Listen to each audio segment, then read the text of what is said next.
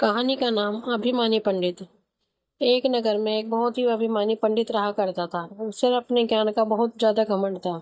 वह कहीं भी जाता है, किसी से भी मिलता है, उसे अपने ज्ञान का बखान करने लगता है। अपनी तारीफों के पुल खुद से ही बांधने लगता। वो सबको नीचा दिखाता। एक दिन इस अभिमानी पंडित को अपने नगर से दूसरे गांव जाने के लिए एक नाव चलाने वाले व्यक्ति की ज़रूरत पड़ती है। पंडित नाव चलाने वाले व्यक्ति को पकड़ता है और उसे उस पार जाने के लिए कहता है।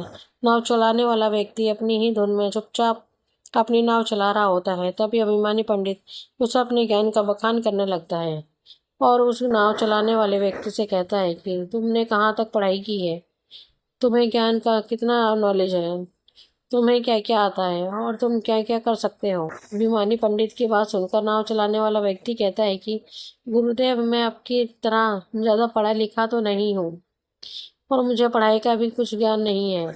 नाव चलाने की वाले की बात सुनकर अभिमानी पंडित कहता है, अरे तुम तो अनपढ़ गंवार हो, तुम्हें तो कुछ भी नहीं आता। तुमने तो अपना जीवन यूं ही बर्बाद कर लिया। तुम्हारे जीवन का तो कोई लक्ष्य ही नहीं रहा।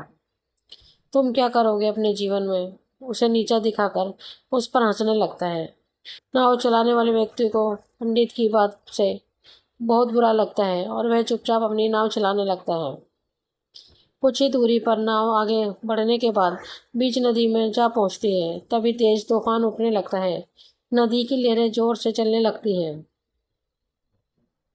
पानी का भाव बढ़ने लगता है। तूफान बड़ा तेज होने लग जाता है और नाव डगमगाने लगती है।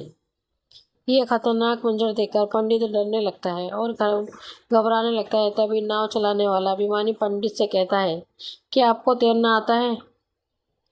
पंडित घबराते हुए कहता है कि नहीं, मुझे तैरना नहीं आता, मैंने कभी तैरना सीखा ही नहीं।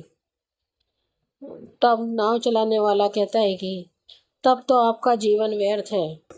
आपको नाव चलाना नहीं आता, तैरना भी नहीं आता, अब तो आप डूब जाओगे। इतना कहकर नाव चलाने वाला नदी में छलांग लगा देता है और अभिमानी पंडित देखता रह जाता है। कुछ देर के बाद नाव पूरी तरह से पलट जाती है। पंडित नदी में डूबने लगता है।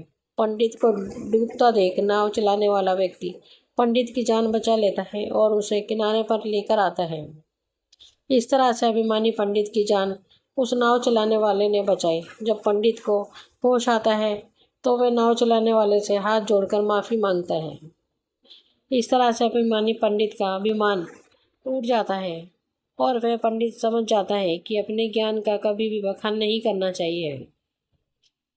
कहानी से सीख। दोस्तों, ऊपर वाले ने हर किसी इंसान को में कुछ ना कुछ गुण, उसका टैलेंट दिया है और हर अलग अलग परिस्थिति में इंसान अपने टैलेंट का इस्तेमाल करता है। इसीलिए अपने गुणों का, अपने टैलेंट का कभी भी अभिमान बखान नहीं करना चाहिए और किसी को भी नीचा नहीं दिखाना चाहिए। दोस्तों, आपको हमारी ये कहानी कैसी लगी प्लीज़ कमेंट में हमें ज़रूर बताएं।